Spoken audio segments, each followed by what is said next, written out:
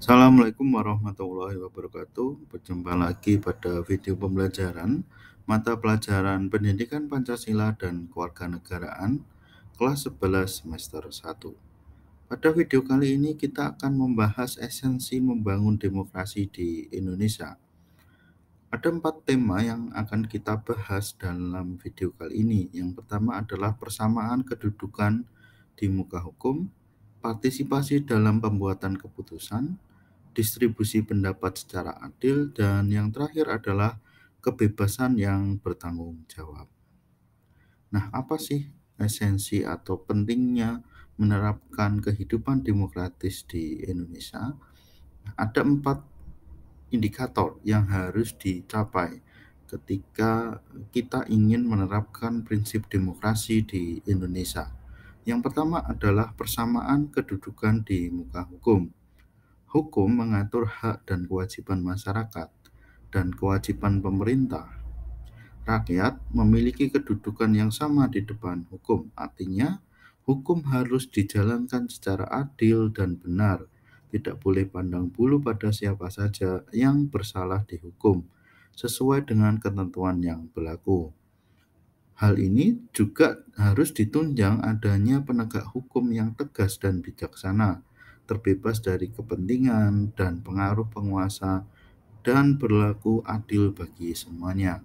Nah, persamaan kedudukan di muka hukum ini akhir-akhir ini memang eh, ada yang masih belum sepenuhnya tercapai ya, tetapi mudah-mudahan hingga ke depan lagi akan eh, segera terwujudnya persamaan kedudukan hukum di Indonesia ini.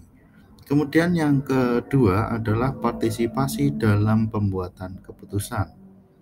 Asas demokrasi menempatkan kekuasaan tertinggi di tangan rakyat dan pemerintah menjalankan berdasarkan kehendak rakyat. Segala aspirasi dan kemauan rakyat harus dipenuhi dan pemerintah berjalan sesuai dengan konstitusi. Para pembuat kebijakan harus memperhatikan aspirasi rakyat dan mewakili berbagai keinginan rakyat yang beragam.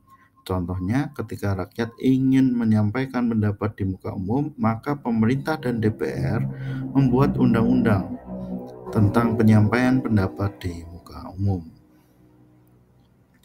Kemudian yang ketiga adalah distribusi pendapat secara adil. Semua bidang dijalankan dengan berdasarkan prinsip keadilan, termasuk di dalam bidang ekonomi. Semua warga negara yang bekerja berhak memperoleh pendapatan yang layak, dan negara menjamin hal tersebut. Pemerintah wajib memberikan bantuan kepada orang yang kurang mampu atau mereka yang berpendapatan rendah. Pemerintah juga harus lebih giat untuk membuka lapangan kerja agar masyarakat dapat memperoleh penghasilan, sehingga distribusi pendapatan yang adil bagi negara Indonesia dapat tercapai. Yang keempat adalah kebebasan yang bertanggung jawab. Negara yang demokratis menjamin 4 kebebasan, yaitu kebebasan beragama, kebebasan pers, kebebasan mengeluarkan pendapat, dan kebebasan berkumpul yang merupakan hak asasi manusia yang dijamin dan dilindungi oleh negara. Namun, dalam pelaksanaan kewajiban tersebut harus bertanggung jawab. Artinya, kebebasan yang dilakukan oleh setiap warga negara tidak boleh bertentangan dengan norma-norma yang berlaku. Kebebasan yang dikembangkan adalah kebebasan yang tidak terbatas, yaitu kebebasan yang diatur dan kebebasan yang dimiliki orang lain.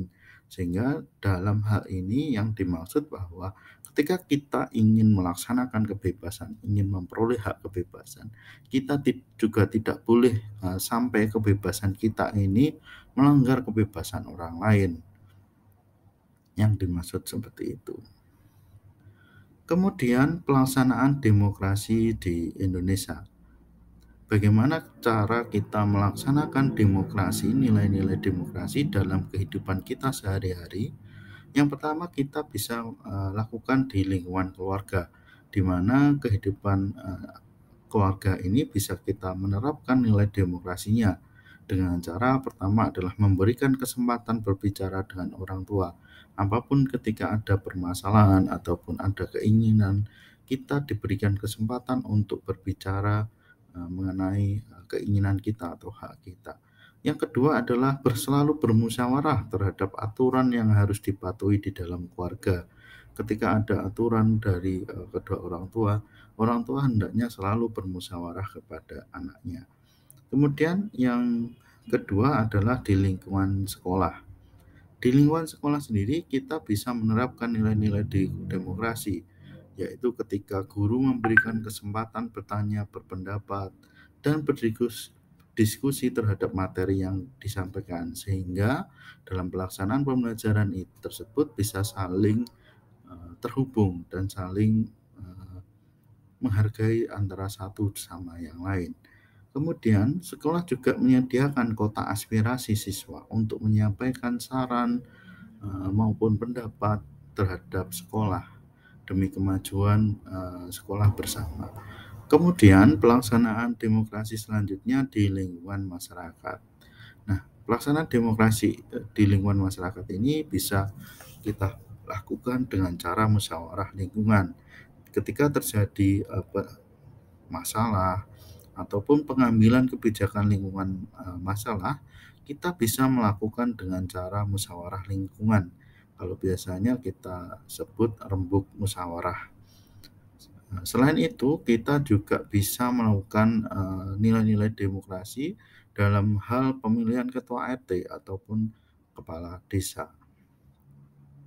Di lingkungan negara sendiri, kita bisa menerapkan nilai-nilai demokrasi dari yang pertama adalah memberikan kesempatan untuk menyuarakan hak politik memilih presiden, pemerintahan daerah, DPR, DPD melalui pemilu. Nah, keikutsertaan masyarakat di dalam pemilu itu merupakan sebagai bentuk aspirasi atau sebagai bentuk penyaluran hak politik masyarakat untuk memilih para wakilnya yang duduk di dalam pemerintahan maupun di dalam eksekutif. Hal ini sesuai dengan nilai-nilai demokrasi tersebut bahwa kekuasaan tertinggi tetap berada di tangan rakyat. Yang kedua, warga diberikan kesempatan untuk berpartisipasi dalam pembuatan kebijakan pemerintahan melalui wakil-wakil rakyat di DPR maupun DPD. Bahkan sekarang juga diatur bahwa dalam masa 1 tahun itu ada 2 kali masa reses. Masa reses itu dipergunakan oleh DPR untuk menjaring aspirasi masyarakat di daerah-daerahnya. Bahkan negara juga mengalokasikan dana untuk mewujudkan aspirasi yang disampaikan masyarakat pada masa reses tersebut. Demikian video pembelajaran kali ini. Apabila ada kekurangan saya mohon maaf. Sampai jumpa pertemuan minggu depan. Assalamualaikum warahmatullahi wabarakatuh.